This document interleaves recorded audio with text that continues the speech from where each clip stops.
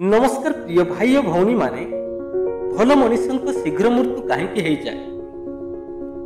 आगर पुराणा पीढ़ीर लोक मैंने 100 वर्ष कि ताठू अधिक वर्ष बंचुले किंतु एबेकार लोके 60-70 वर्ष कि ताठू कम बयस मरी जाउछन्ति। यार कारण कौन? किछि लोक माने कुहाकुही होंती जे भल मनुष्य को भगवान ए दुनिया शीघ्र नहीं जानती। भल मनुष्य शीघ्र मृत्यु कहीं जाए। जो माने धर्म मार्ग चलती समाज में देखा मिलता है से भगवान शीघ्र ए दुनिया नहीं जाने। सतरे एमती होता है ना? यार कारण आउ किछि अछि। अनेक पुराण यार उल्लेख करा जायछि। आसंतु जानिबा। श्रीमद् भगवद गीता कहा जायछि जातस्य ध्रुव मृत्यु। ए संसार जे जन्म ग्रहण करे तार मृत्यु अवश्य होता है। सबु धर्म ग्रंथ कहा जायछि मृत्यु अटल सत्य बोली। आमे तो भगवान को हाथ में गोटे गोटे चाबी दिया कंढे कहार मृत्यु केतेबेले हबो ता भगवान ही जानती। भल मनुष्य शीघ्र मृत्यु हेबार बहुत कारण अछि। आमे जेमिति कर्म करिथाउ हमको सेमिति फल मिली थाए। भल कले भल, खराब कले खराब। मरीगला परे आमर सब कर्मर हिसाब जमराजक पाखरे ही थाए। आमर धर्म अधिक थिले आमे स्वर्गगामी हेई मोक्ष प्राप्ति करिथाउ। और जदि पाप आमर अधिक होता है ताहले नरकगामी होता। जन्म मृत्यु चक्र रे बारंबार पड़ी था। सेतेबेले पर्यंत आमर मुक्ति हो न जाए जेतेबेले पर्यंत आमर धर्म अधिक हो न जाए। सेहिथि पई ए दुनिया को मृत्युलोक मध्य कहा जाए। किछि जीवात्मा मनीष किछि पशुपक्षी कीटपतंग होइथांती। सेमाने कर्म अनुसार यही संसार को आसी थांती एवं सेमानक भितर थिबा संस्कार सेमानक माता पितांक ठारू आसी थाए।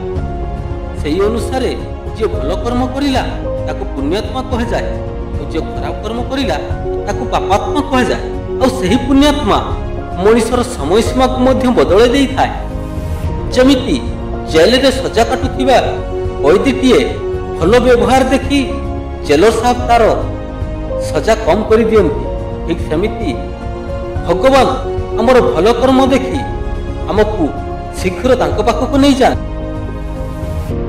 आमको बेले बेले मध्य यह लगी थाए आम पाख पड़ोसी बंधु बांधव मध्य एमिति कहीं भल मनुष्य थांती जे कि मरीगला परे आमे भावी थाउ जे ए भगवान ए भल मनुष्य को कहीं एते शीघ्र नहीं गल। से जीवन में केबे भी कहार अन्याय करि नाहंती, कहार अनीति करि नाहंती। कहीं ए संसार प्रभु ताको नहीं गल। और जो माने अन्याय अनीति करुछंती सेमानके संसार कहीं नौन। तो बंधु माने ए संसारटा हेउछि कर्मभूमि। एठी जे भी जन्म ग्रहण करिथाए ताको कर्म करबा को पड़ी थाए। जेबे आमे संसार को जन्म ग्रहण करी आसी थाउ ए संसार मोहमाया आमको घेरी नहीं थाए। आमको एते मात्रा रे ग्रास करी थाए सेथिरे आमे आकर्षित हो जाऊ। आमको एते मात्रा रे आकर्षित करी थाए जे आमको ए संसार छाड़ी जीवा को इच्छा हुए नहीं। आउ ए संसार रे आमर कोनोसी आत्मीय सज्जन मरी गले आमको बहुत दुख लगी थाए। आमे भाबी थाउ जे जो माने सत्कर्म करूछंती सेमानकु भगवान लंबा आयुष कहीं देउ नाहंती एवं जो माने असत्कर्म करूछंती सेमानकु भगवान कम आयुष कहीं देउ नाहंती। किंतु भगवान जो व्यवस्था करिछंती ताहा उचित अटे। कारण संसार रे सबुदिन पई रहिबार हमर लक्ष्य नुहे। हमर लक्ष्य होउची मोक्ष प्राप्ति करी भगवानकर असीम आनंद को प्राप्त करिवा पाई।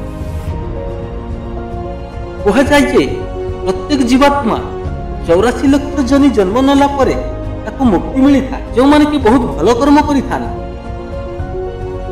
सेमानको भगवान ए संसार को कम दिन पाई पठेई ए संसार नहीं जानती मुक्तिर असीम आनंद को अनुभव करिवा पाई।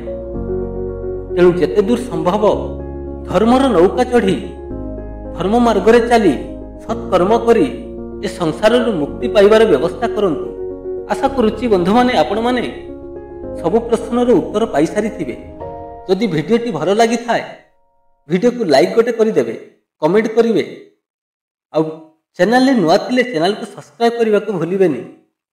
ଭଗବାନ ଆପଣମାନଙ୍କୁ ଭଲରେ ରଖନ୍ତୁ, ଖୁସିରେ ରଖନ୍ତୁ। ରହୁଛି, ପୁଣି ଦେଖା ହେବ ଆଉ ଗୋଟେ ନୂଆ ଭିଡ଼ିଓରେ। ଜୟ ଜଗନ୍ନାଥ।